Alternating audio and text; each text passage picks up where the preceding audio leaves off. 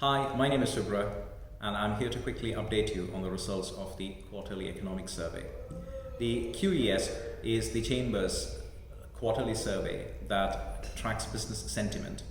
We have asked the same questions every quarter for nearly 30 years, and as a result, we are able to model back data and compare it against other data sources such as GDP data that is released from the Office for National Statistics. This quarter's QES had a special feature. This is the first time that the fieldwork for the survey coincided with the campaigning period for a general election. And as a result, political developments would have influenced how business leaders responded to the survey. Based on the results of the QES, we calculate the Greater Manchester Index, which is the single most important economic indicator for our city region.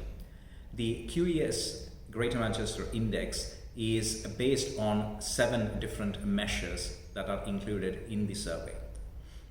And in this quarter, the Greater Manchester Index improved to 13.1 from 12.1 in the previous quarter. That is on the back of several quarters of volatility. We have seen GDP numbers go up and down over the past 4 or 5 quarters, and we have also seen a similar pattern in the Greater Manchester Index. This quarter's 13.1 level is only marginally better than the previous quarter's levels.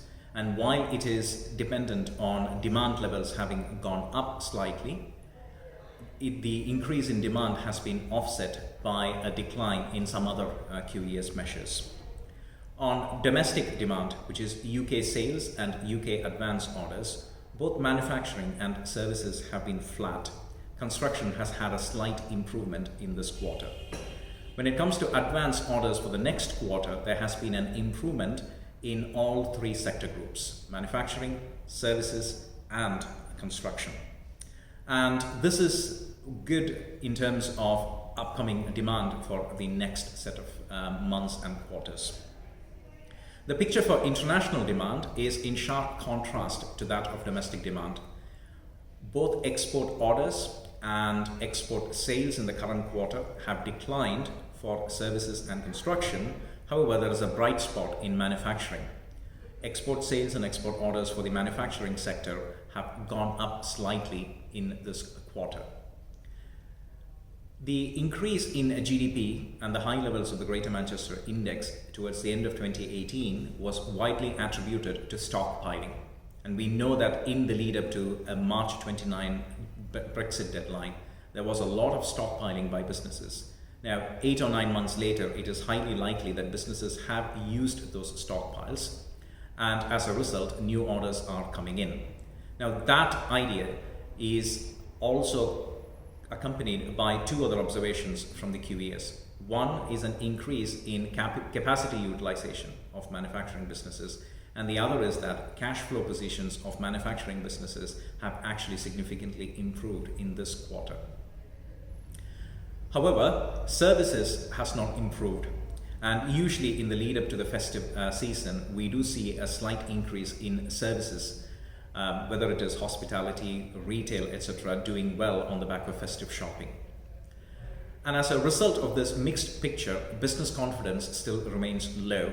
And we have to remember that the fieldwork was conducted during the campaigning period for the election, so there would obviously have been anxiety about the outcome of the election.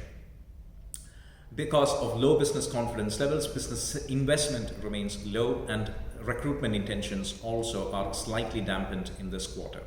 However, we now have clarity.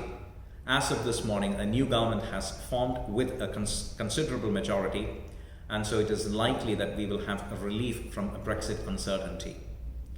Within the national data, GDP numbers are projected to grow. They did grow in the 3rd quarter. They are expected to grow again in the 4th quarter.